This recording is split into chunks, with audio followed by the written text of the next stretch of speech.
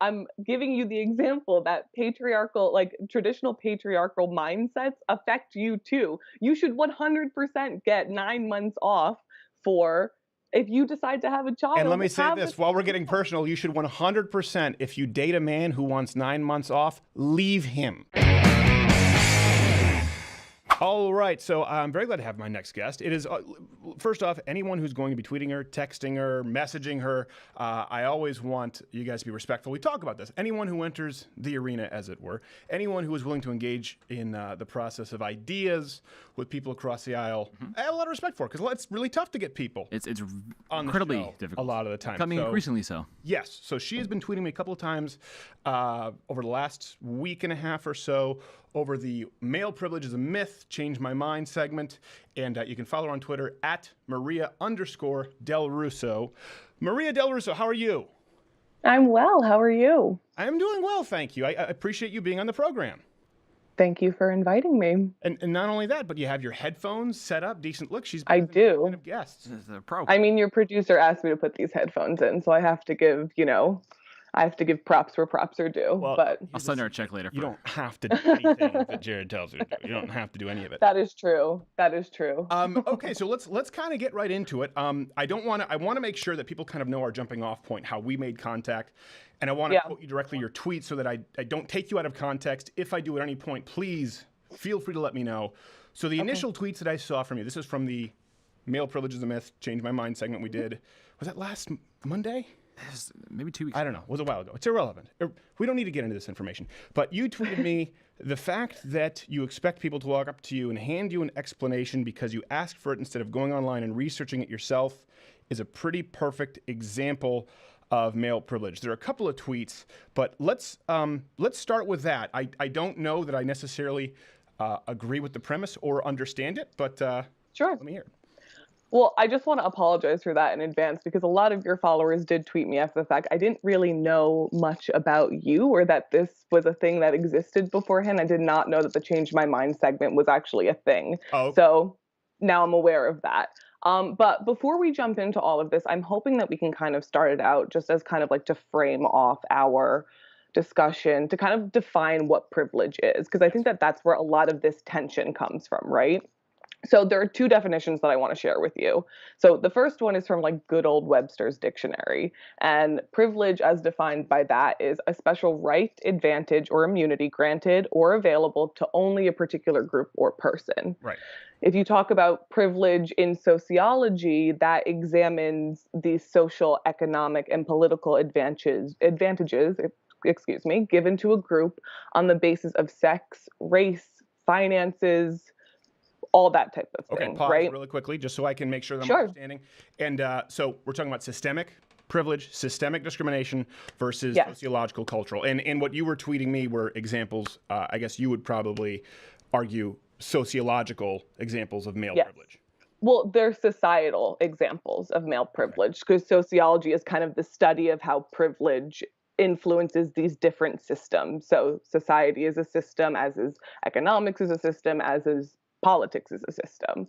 So the examples that I were sending you were examples of social privileges that men have. Okay. But when we talk about privilege from the privileges top that down, me specifically. Well, I guess this would apply to all males because this is how we Yes. made contact. So I appreciate your apology Yeah. on the Change My Mind thing. Yeah. It's a segment we've been doing for a while, and I know you mentioned that you got some threats from people and some terrible comments. Which, Yeah. listen, I mean, I won't apologize for them because I didn't make them, but I'm sorry you had to No. deal with that. Yeah, thank you, That's and I never my appreciate that. intention ever. And I know you asked me, as a male, if I'd gotten similar threats from followers. If I'd been asked that I would be raped for expressing an opinion. I'm sure now that you've done a little more research on who I am that you're probably aware this is not a privilege I enjoy. Yeah. Yes.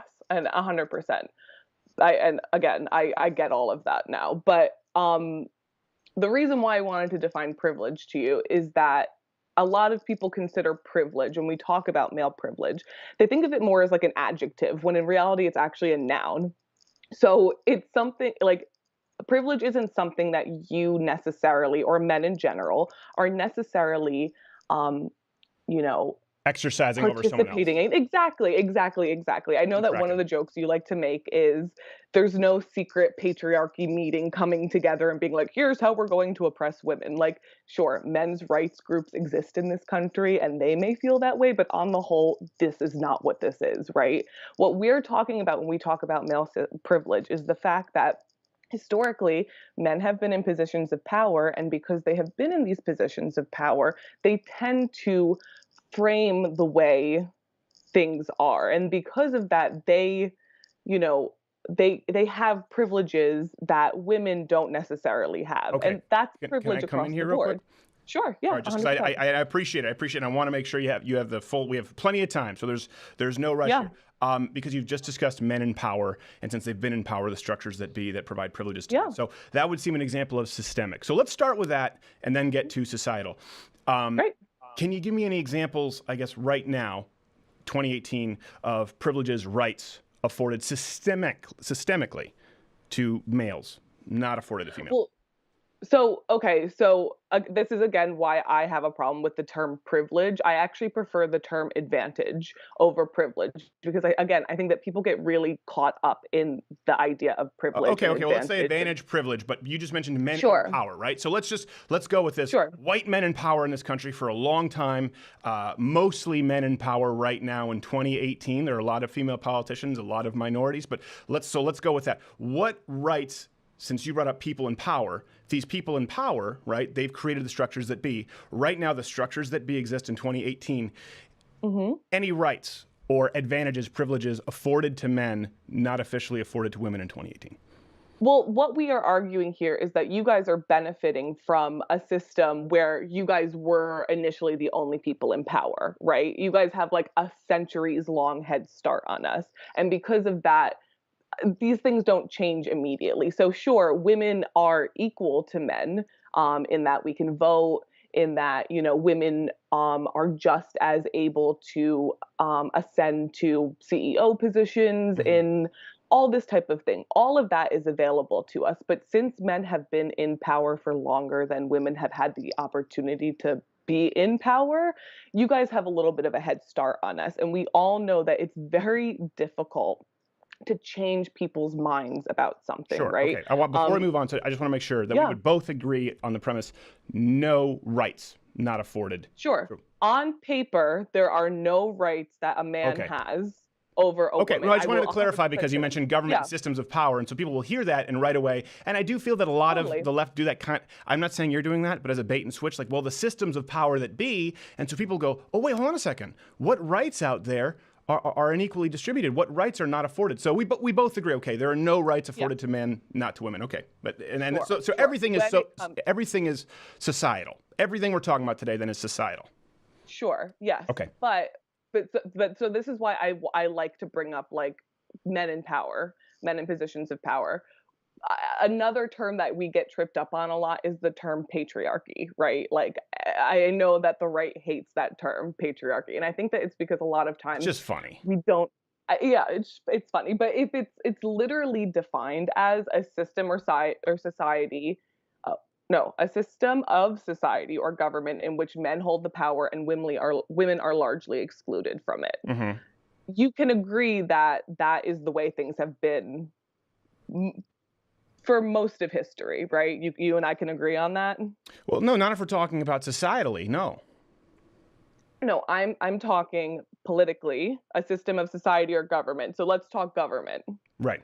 Which men hold the power. Right, so now we're going back to systemic. So systemically, yes, for example, women didn't have the right to vote until men passed laws that they could, yes. But I want to make sure we compartmentalize those because we've now moved on to societally. Because even if you go back then, you look at the temperance movement, you look at the influence that women had in politics, and you look at prohibition, they had every bit as much of influence and power. They just weren't necessarily in official positions of government. So now we're kind of blurring those systemic and societal But see, those lines, those are not hard defined lines because one hand washes the other when it comes to this type of thing. When it comes to privilege, it's all kind of interconnected because patriarchy is also defined as a system of society in which the father or eldest male is head of the family, and you could trace descent through the male line, right? So it's all, whether it's society, whether it's government, men are in charge. Okay, So so it's today, again, because again, we're going into systems of power and men who are in power. Today, societally, privilege advantages. We moved on from rights. Societally, how do you make the argument? Like I said, this is a change my mind effectively right now. The idea that we're taught in schools by gender studies professors, by far left progressive feminists, this idea of privilege. It's the word they use. I know everyone has different words, but it's the word that's used when I was in college, when we had to read Naomi Wolf. Examples of that today, societally, I would love to see some concrete examples to see if we would agree or disagree. Yeah, I mean, and I'm gonna keep pushing on this. It's like the fact that men have been the ones in power. They're the ones who are able to dictate what is what is truly like. I'm sorry, I'm losing my train of thought right now because I understand what you're saying, but what I'm trying to explain to you is that these power positions influence our society today because Well, certainly you they gave do. Certainly, I agree. yeah. Of course. Listen, your past dictates a part of your present. But listen. Again, we're going back to people in positions of power. They made men eligible for the draft and not women, right? They made men have mandatory bucket duty and not women. They made men an actual whipping post if they abuse their wives and not women. So no one's perfect, but we've gotten better. And if we talk about patriarchy, you will hear a lot of feminists say that these patriarchal systems are also negative for men as well. We're not just saying like we need to dismantle the patriarchy just because it's bad for women. It's bad for men too, for all of the reasons that you just talked about. So since you guys have had the benefit of being in power for centuries, that's the norm. And you and I know that it is very, very difficult to change the idea of what is normal, right? Like your producer and I were joking before I came on about the fact that I have to have two different headphones, one for my computer and one for my iPhone, because when Apple changed their iPhone jack and got rid of it, people like went nuts. Right. And that's a small change, right? Because that's the norm. That's what you're used to. So if you are used to seeing men in power, and if men are used to being in power, it's hard to kind of change that dynamic. And because of that, like you just assume that men will be in power. It's an assumption. It's a systemic assumption. It's something that people just assume is the norm. That is the norm. Someone once asked Ruth Bader Ginsburg, what would make you happy? Like, how many women on the Supreme Court would make you happy? And she said all of them, because there have been all men on the Supreme Court. So why shouldn't there be all women? See, that's where we differ, and that's where I think where we can come to our disagreement. Maybe later on we'll continue along this path. Is the solution? See, I think that's a horrible answer. I mean, I'm sure you can imagine why I would think that's the worst answer possible. Sure, I happen to agree with you, but the fact that all men is normal and all female is abnormal is the crux No, but that's not why. I'm talking That's not why I think it's bad.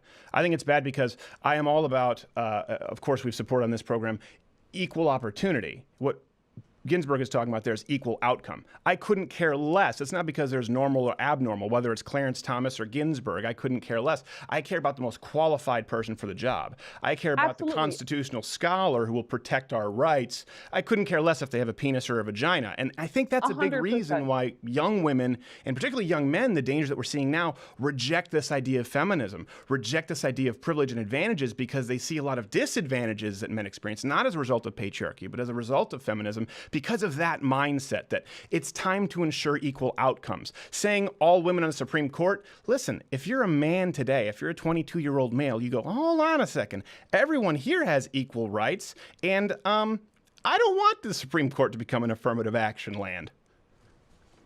And I completely agree with you. It should not be an affirmative action land. And the people who argue against male privilege are not saying that you should give positions to women simply because they're women. We just all want to be treated equally, and we're not really at this But point. if Just you do because that, you can't ensure an all-female Supreme Court. So you understand the subtext there. You can't.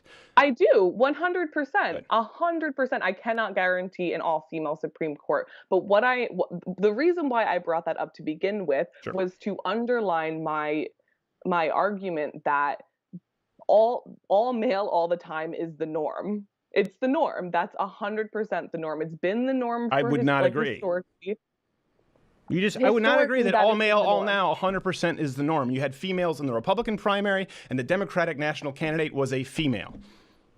I don't agree Yeah, that it's but 100% the norm. I don't agree. I believe that it's actually probably disproportionately not the norm. If you look at the amount of women who go into certain fields, and then you look at how many of them make it to the top, whether it's stand-up comedy or the field of sciences. I don't agree that in 2018 it's the norm to see 100% men. I think it's the norm no, now to I'm try not and saying that manipulate it's the the outcomes norm. so that there are more women.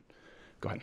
I'm not saying that it is the norm. I'm saying that it's the assumption that that's what you're going to see. When people go to the doctor, they assume that it's a male doctor. When people go to a lawyer, they assume that it's going to be a male lawyer because these are fields that have been traditionally dominated by men. I mean, I don't yeah, there agree. are. I don't agree All with the right, then premise. you don't have to agree with that. But it's I not mean, accurate. but Like the medical field is like the legal field. Yes, let's do this. We have to agree on fundamental facts, right? Yes, sure. most lawyers are men. We can get into why that's the case. But in the medical field, you have plenty of women. Obviously, people will argue many of them go into nursing, but you have plenty of female practitioners who are doctors. I've had female doctors myself. My wife has female doctors. I don't agree with the premise that it has been the norm for a long time, or certainly today, for you to expect a male doctor. I think you're seeing everything through the prism of gender here, and not through the prism of qualifications. I don't believe that most people go, if a woman walks into their office when they're on that deli paper saying, whoa, hold on a second, you have breasts? This is not what I signed up for. I don't think anyone cares. I really don't. I'm not saying that they care. I'm not saying that they're gonna like get up and storm out if a woman walks in. I'm Okay. just saying that there are certain things where you expect a man to show up, and I think that that's very represented in. You could even look at our own government. Only 19% of the House of Representatives is female, and there are only 21 female senators sitting at this moment. So that's not equal. That's not all women. It's mostly men, and I think And that. why do you think that, over half the country are women?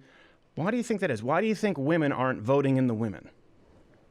Well, I think that we're not voting in the women just because they're women. I think that, I don't really want to get into the whole Trump Hillary thing. Hillary did win the popular vote. We don't have to get into all of that right now, You but can, we but are voting in women. I think that traditionally women have not been pushed into, or have not been motivated, or have not even really been told that they can achieve situations like this, because we could get into sexism with this now. Women who enter um careers like politics, who enter careers like anything where there's a high profile, tend to be put through, like, tend to be scrutinized a lot more than men.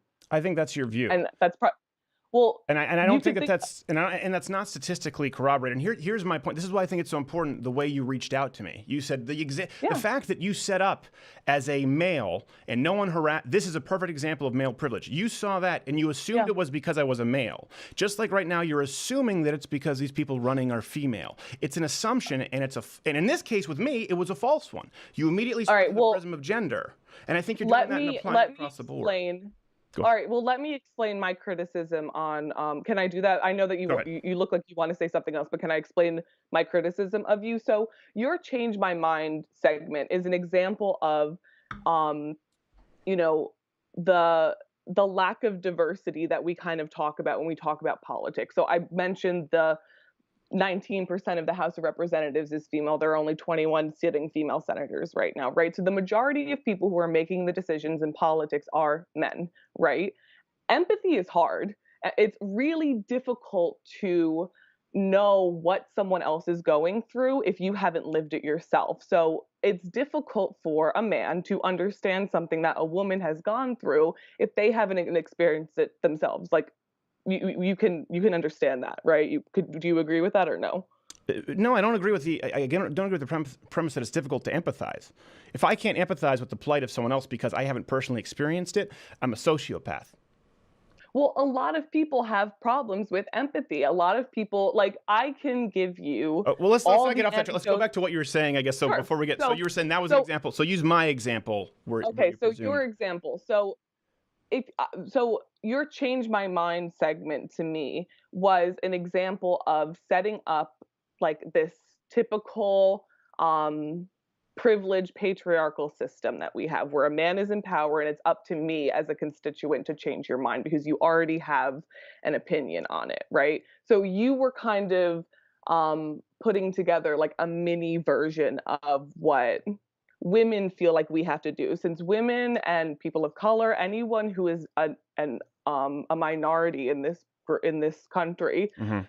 is not, and who is not represented, has to change the mind or, advocate for themselves because they are not represented themselves. So, you know, And you were you would setting now yourself. acknowledge that your premise was incorrect. Yes. Well, I mean, I still think that that setup is an imperfect setup. If you will take a little constructive criticism, I would Go ahead. instead of saying, How should it be set yeah, up? And I also, a think big that reason, by the way, instead, that it was set up that way is because of females repeatedly violently assaulting me. I'm sure if you've seen previous videos. So, yes. but how do you think it should be set up so that it would not mirror, quote unquote, sort of microcosm of a patriarchal system?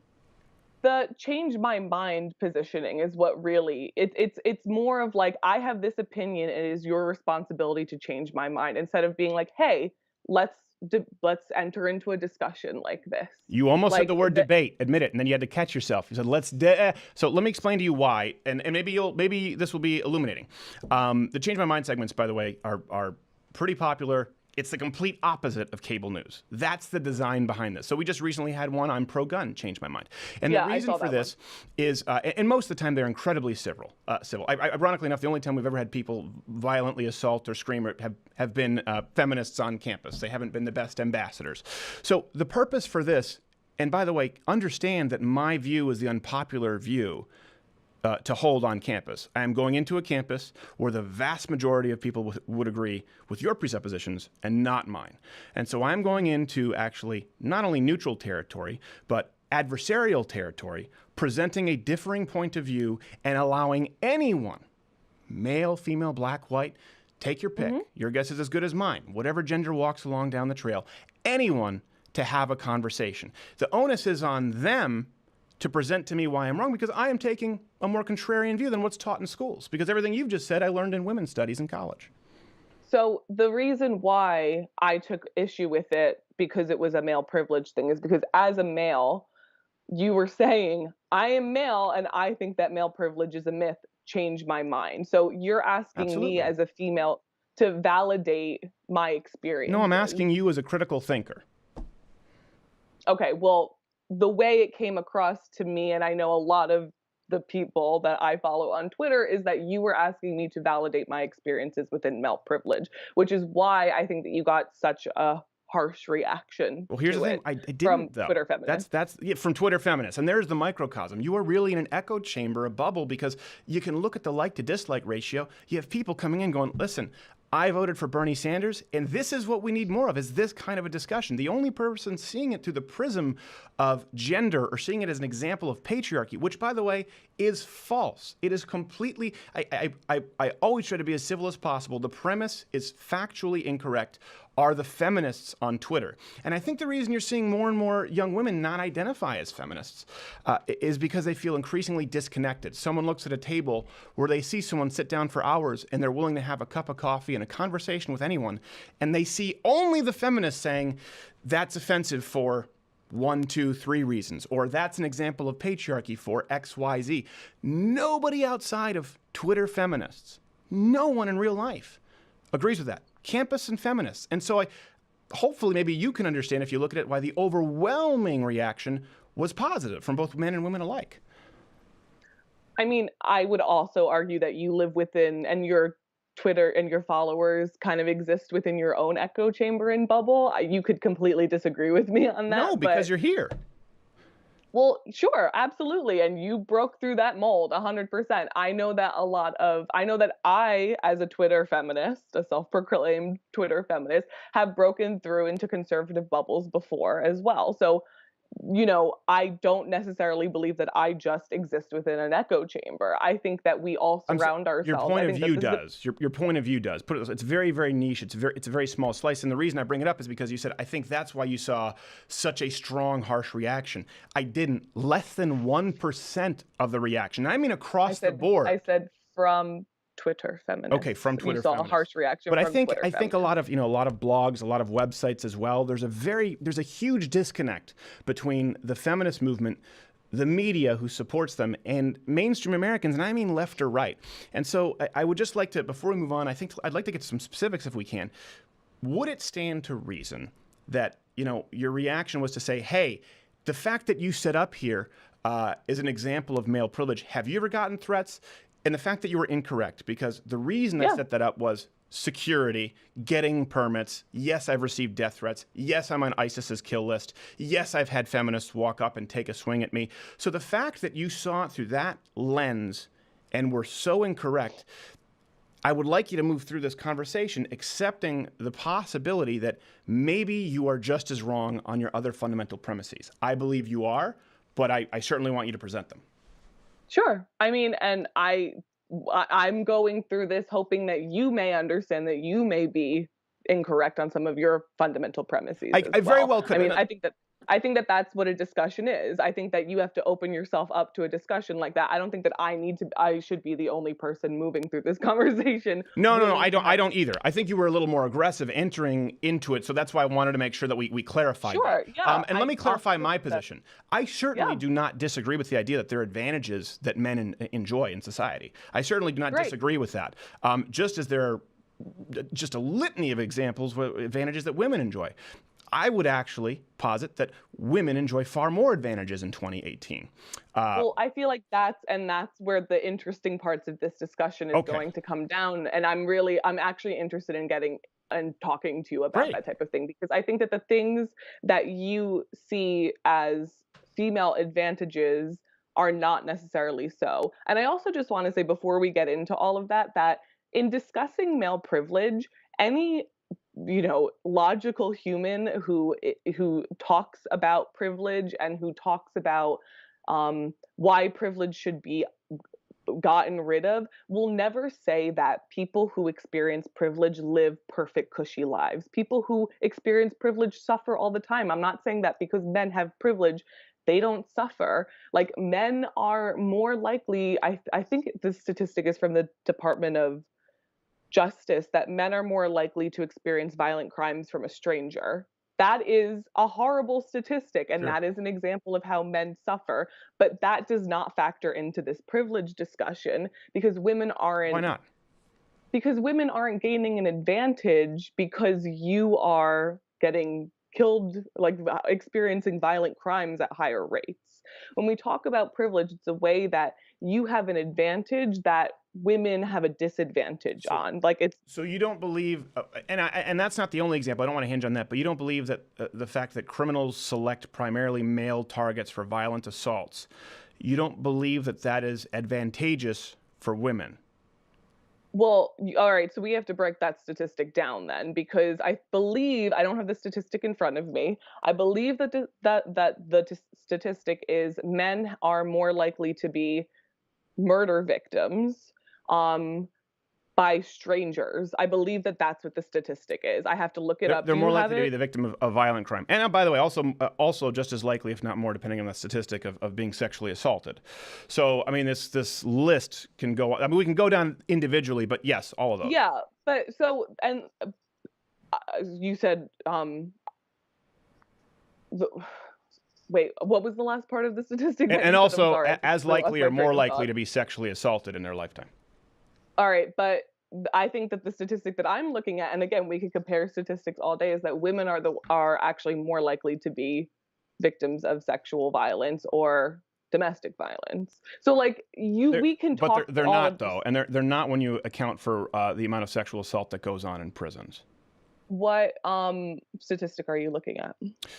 This would go from the FBI or CDC, I believe. But men, when you include men in prisons, incarcerated men, the rate of sexual assault against men goes up significantly. Sure. And that's often And not that included. is, yeah, that it is often not included. But what I'm trying to explain to you is that privilege does not, like, that is not a female like that's not an example of female privilege that we're murdered less, because it's not an advantage of ours. Like, it's you making, like, the statistic that people like to bring up a lot when discussing male privilege is the pay gap, which I know is something that a lot of conservatives claim is not a true thing. But it was the Department of Labor, I believe. Here, I have it right in front of me here. The Department of Labor put out that statistic that said 78 cents of every dollar is what women make.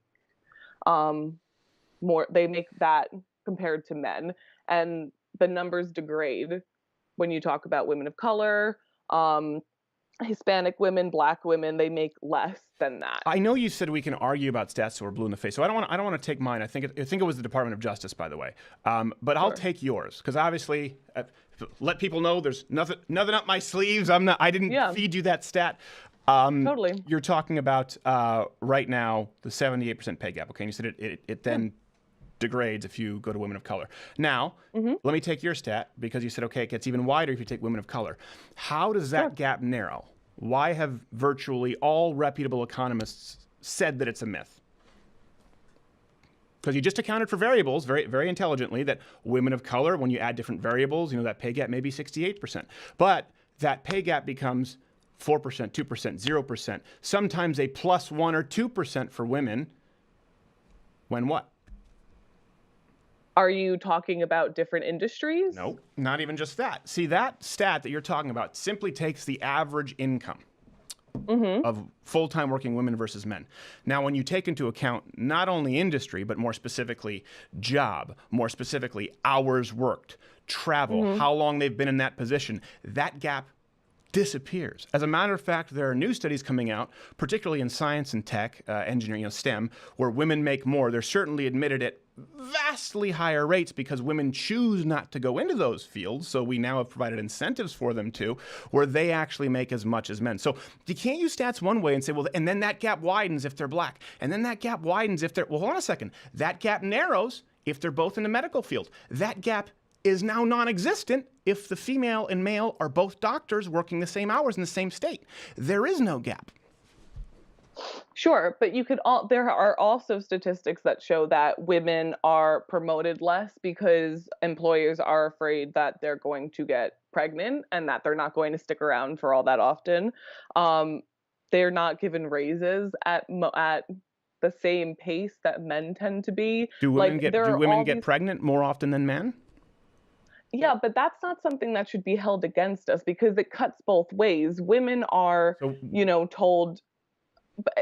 I'm sorry, but it's not something that should factor into whether or not I get a promotion, about whether I may be pregnant down the line. how You much could money get you will terribly cost sick. or make the company should not be factored into how much money I pay you.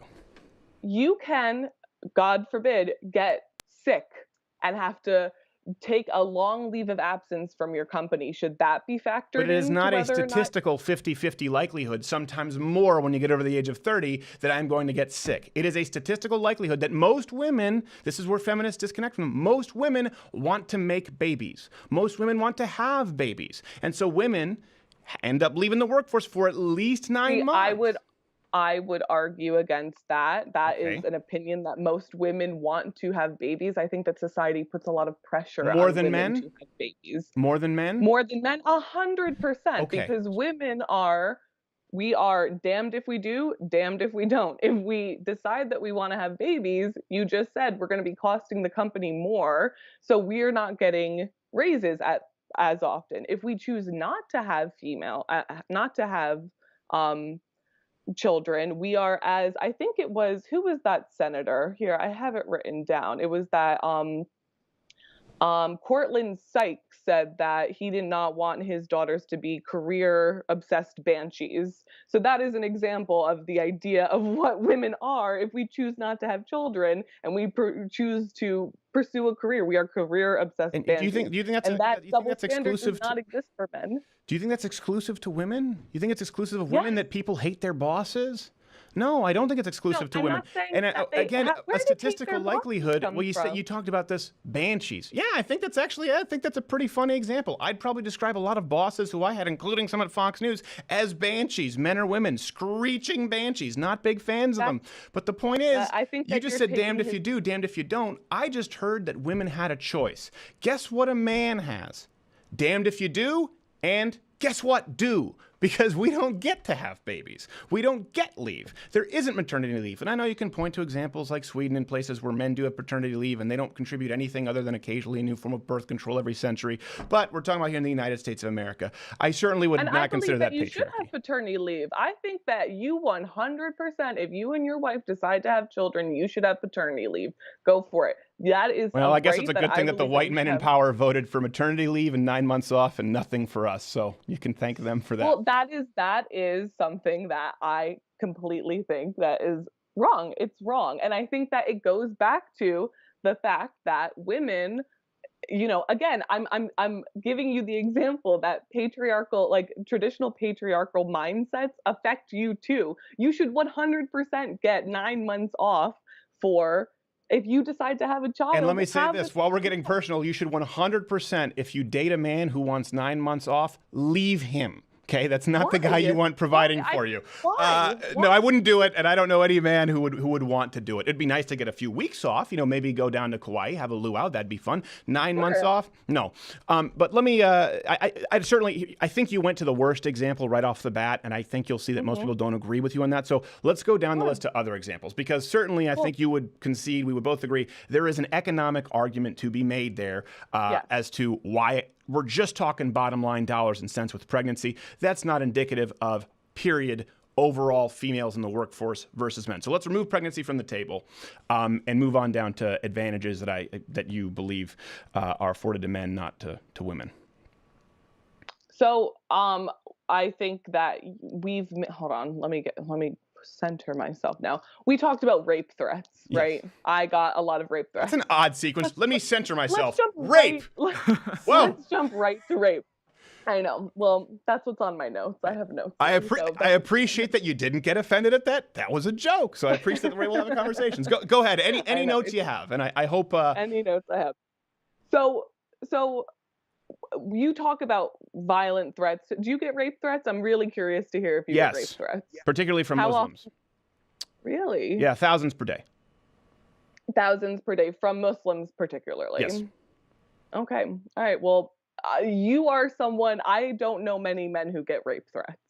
Right. And to me, rape threats. You ever watched are. Oz? No. One episode. No. Shawshank. Green Mile. Well, Take your pick.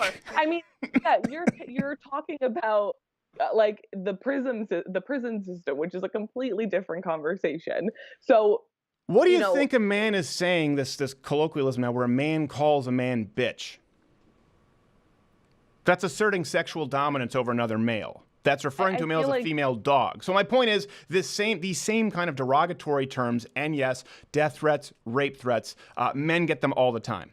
As a matter of fact, you do sexual. Now I will concede this: women are more likely to get sexually themed threats online, and men are much more likely to get violent threats online. So probably just because they're looking at what gets under your skin. When an angry online jihadi says that he's going to rape me, I get a chuckle. I make sure he's not doxing me, and then I move along, down the trail. I know that upsets women more. So these are online trolls. Yeah, and it upsets women more because it is a legitimate violent threat towards us. It's something that And it's not toward a man. Well, so you're talking, if you remove the prison system, because that is a culture that is not representative of the culture at large. It is a very It's specific thing. representative of matriarchy, I'll tell you that, because men are far more likely to be incarcerated and for longer times for the same crimes as women. So I think it's pivotal that we touch on that at some point in this conversation. We should touch on that at some point. But what I'm saying is that if you remove that, women are more likely to experience sexual violence than men. Okay. Can you concede that point to me if we remove prisons? If you From this remove whole, prisons, sure. yes. If I you don't think you remove should, prisons because from I think we okay. include the prison system, for example, and I think I've heard you discuss this point or tweet about it, that black men are 5 times as likely to be incarcerated. Yes. Now, 100%. again, And this it's is a like terrible, terrible thing. well, it's like the pay gap But stat, right? So you use that, but you don't account for black men are that amount more likely to commit crimes than men. Now, that being said, let's go the other way. Men are more likely to get longer sentences and more likely to be punished and sent to prison for the exact same crime as women. yes. And that is an issue. That's a So huge then why would we issue. I exclude it think from the that sexual assault conversation? This is an example of a because systemic advantage. I'm trying to explain why, like, women get rape threats from men more than we get rape threats from other women, okay? Men get rape threats and are raped more by men than they are by women. I'm talking about the way that men and women interact with one another here, right? So when we're talking about privilege and we're talking about all this stuff, women are more likely to experience sexual assault from men than men are from women, okay? And that, you're describing some of the workings of a patriarchy there, because for a long time, men had dominion over over women's bodies. Marital rape wasn't something that was illegal in this country until 1993. And to this day, there are still some states where marital rape is not tried the same way as regular rape. Well, And it just shows that. and it's terrible. Listen, you shouldn't rape someone even if she said I do, okay? We both agree on that. I'm certainly not a rape apologist. But again, you're cherry picking data, and you do this a lot. You're not acknowledging that men were also publicly humiliated, flogged, beaten, dragged through the streets if they so much as laid a hand on their wife. Never so if a wife takes a swat at a husband. So when we're talking societally, there have been different standards applied, of course, to both men and women, but both enjoy different advantages and disadvantages. I'm certainly not saying this as an example of today, the society at large favoring men. I really would say in 2018, it's the opposite. If you and I, for example, if you and I go into the field of science and technology, okay? If you and I have the exact same scores, if you and I went to the exact same school, if you and I are just as qualified, you're getting the spot, not me. Are you sure of that? Statistically, Are yes. you 100% sure of that? Statistically, yes. But the statistical likelihood, yes. Will you concede that there are situations in which if a male and a female are up against the same job, the male will get. I think I sent you one of these studies. It was the study You did. I remember it. If you don't have it in front of you, I remember it. It was a 2012 study. Yeah. Yeah, it was a 2012 study about, I believe, in science and technology. And this was a very small sample size. About 100-something CVs were used. And these were only, and the problem with it, and this is something that feminists use a lot, kind of like the pay gap. They use a stat that they know really isn't accurate, and they know it's not something that would hold water when it comes to the court of arguments. It's a very small sample size. The pay gap doesn't. Come on, you know that. So this was a very small sample study, 2012. We know that it's not going to hold water is just insulting and is just ridiculous. It's slightly so. I'll give you that. It was slightly insulting. It's a little I'll give you that. I'll give you that. It is. But statistically, it still is something that, put it this way, it is either startling that the feminist movement at large have never read from including female economists, or it's startling that they have and ignore it. It's one of the two. But the statistic is a statistic. It doesn't care about which group it's offending. It's just not accurate. Now, when it comes to this study, if I'm not mistaken, I believe it was a 2012 study that used a very small sample size, and it looked at people specifically in entry-level jobs. Here's the thing. Feminists reached back to 2012 to take that study. But we have other studies, and we have meta-analyses. There was a 2015 study that looked at the same thing. I believe it used about 800-something applicants. And when it actually took into account people in different jobs, people, becoming tenured professors, the salary of a biology professor, it actually found that at higher levels of education, women in the STEM fields were much more likely to be accepted with the same parameters. This was a more comprehensive study. It included a larger sample size, and it's more recent. I don't know why all of the blogs and feminists on Twitter haven't been able to find a 2015 study, but it's more valid and substantial. And I think that's important. I'm sure you weren't aware of it. I certainly am not attributing to any kind of malice what I think can be attributed to not knowing. But it is remarkable that a 2012 study is still used to prove that point. Is that the study that you're talking about right now is specific to the STEM industry, to those types of jobs? Yes, because I believe you sent me the 2012 study on that. That was what you tweeted me. Okay. So yes. Hold on. If you want, I can probably find it and bring it up pretty quickly. No, I believe you. It's not I completely, sure, Yeah. you don't have to look it up. I'm sure that it exists. I will happily look it up after you and I are. I can send it to you, or we can put it kind of in the description. But yes, there was a 2015 study that included a much larger sample size. So let's if we assume that I'm not lying, let's take that off the table. So now that's gone. All right. So if you still want to talk about jobs, and you will probably tell me that it does not hold water because it's anecdotal. There have been multiple times that trans men have discussed their experiences with privilege once they have transitioned. So when they were presenting as female to when they were presenting as male. So once they started presenting as male, they would start experiencing privilege in their day-to-day lives here. A couple of pieces of privilege that they have experienced. I'm suddenly funny. No, sorry. I didn't want to laugh because I didn't know if you were meant to. Okay, that's funny. A couple pieces of privilege. That's good. No. The first point was I'm suddenly more funny. The trans man. Oh, I thought you were saying it was a joke. A couple pieces of privilege. We're talking about. No. Okay. That was pretty good though. That they're suddenly more funny. That they're taken more seriously. That they rarely get interrupted. That they get paid more. Clothing is more practical. They get more free passes. They're more likely to arrive home safely after walking alone at night.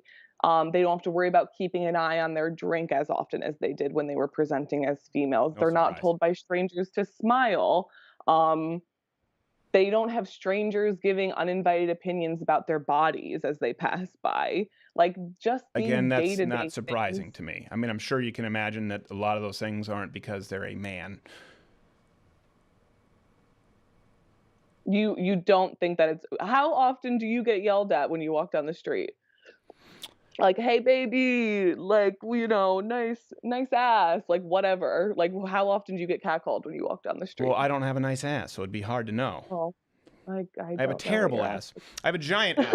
A couple of things. So first off, you're right. I really am not super interested in the anecdotal, but I'll entertain this discussion for a bit because I do find it interesting. Sure. I want to make sure that I'm not misunderstanding, before we move on to this example that you've used, I'm not misunderstanding kind of your position. It seems to me that you are arguing that, because you talked about patriarchy and how it does not benefit, it also is, sorry, my mouth is getting dry, it has negative ramifications for men as well as women. It sounds to me like you're talking about how gender is societal. These pressures to make these decisions, to look a certain way, to act a certain way, to go into certain fields. From what I've been understanding, gender is societal. Gender is a societal construct. Okay, good. Yes, I believe that. So I ask this because I'm confused. Please explain your views on transgenderism. Meaning? If gender is a social construct, how can one be transgender? I don't believe that there are many biological differences between men and women either. So I don't really understand what you're saying here. Then what's the point to being transgender? We're talking about because they want to go through biological transitions, talking about hormones, sex change operations. If gender is a social construct, this idea of transgenderism, not transsexualism, you use the word transgender, would have to mean that a male is born into the wrong body, the wrong gender, the wrong brain. And a female is born into a male body.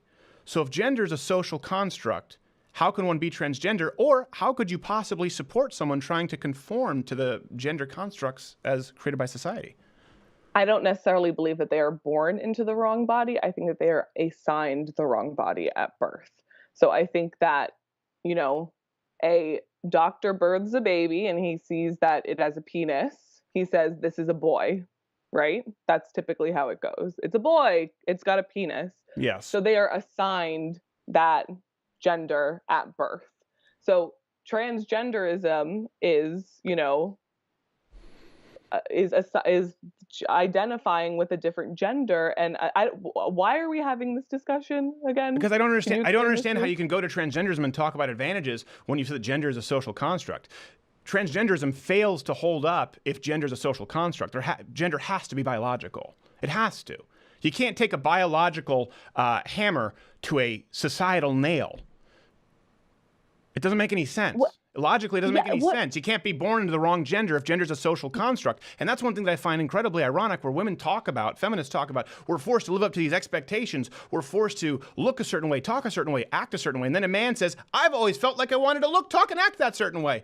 Really? You look like a real-life Barbie doll because you've had some estrogen replacement therapy. Come on over. We'll accept you as one of our own. Transgender men to women are basically pretending to be every negative stereotype you've talked about presented for women societally.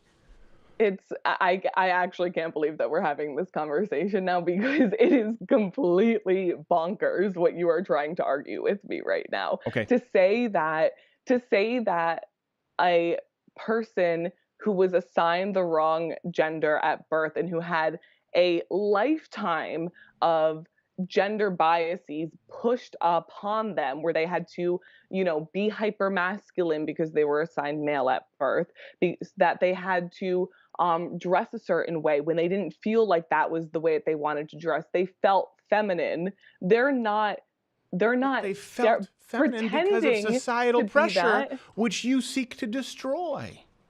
So that's a bad thing. What are you talking about? I'm saying that if a person is assigned male at birth, okay, and they identify as female, they have an entire life of male like gender tropes pushed upon them, but they identify as female. So they're choosing. But they identify as female. They're identifying with the gender tropes thrust upon females. You understand? Again, it has to be consistent going both ways. I don't identify with the societal pressures of being a male. I identify as female. What do you identify with honestly, when it comes to being female? Is it biology? I don't believe, and we can go into this if you really want to. I don't believe that there are many biological differences between men and women. Really? At all. Yes, I do. And we can discuss this if you would like to. I'm probably not the best person to discuss this because I was assigned female at birth. I identify as female. I'm cisgendered. I'm straight. It would probably behoove you to have a trans individual on here discussing We've had many. But yeah, I know that you have. But this specifically,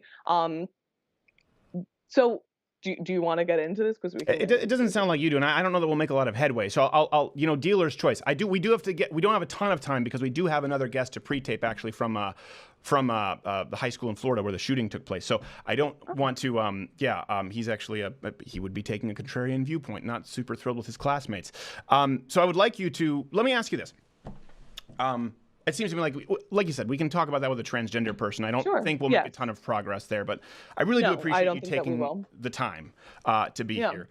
And I would put forth these examples certainly in 2018. And I think if our goal is to help people, male or female, it would behoove us all to be honest. And I think that you have a lot of young men, and I think feminists don't really understand how out of touch they are with a lot of young men as well as young women. When you look at young men, they go, hold on a second, we make up 90-something% of workplace deaths. We're 3-something times more likely to commit suicide. We obviously are more likely to be sexually assaulted. We're five times more likely to be incarcerated. We're more likely to be incarcerated for the same crime. We are dominated by women at every aspect of education, from kindergarten through college, outside of SAT scores. They get more placement as a percentage of the population versus percentage of people in college and people who graduate. I think you see a lot of young men who are told that if you tell young men to check their privilege in an era where we both acknowledge that they enjoy no systemic advantages, and we know that societally they suffer from severe disadvantages, you'll see some very negative ramifications within a generation. And I would hate to see the pendulum swing so far the other way. Because listen, I'm more traditional. I know sometimes it offends feminists, but I'm married. I hold the door for my wife. I believe in chivalry. I really do believe in treating women respectfully. And I do see a lot of young sort of men's rights activists going so far the other way now, where they feel as though they've been so disrespected and their voices haven't been heard that they respond disrespectfully. And I don't think that's productive for anyone. And so I think truth is important in this discussion above all else. All I want to say is that when people are talking about privilege, we're not trying to say that people are actively acting in a way that, like, men are acting in a way that makes that they believe that they deserve more. We know that. Right. From the majority of men are just behaving in a system that tends to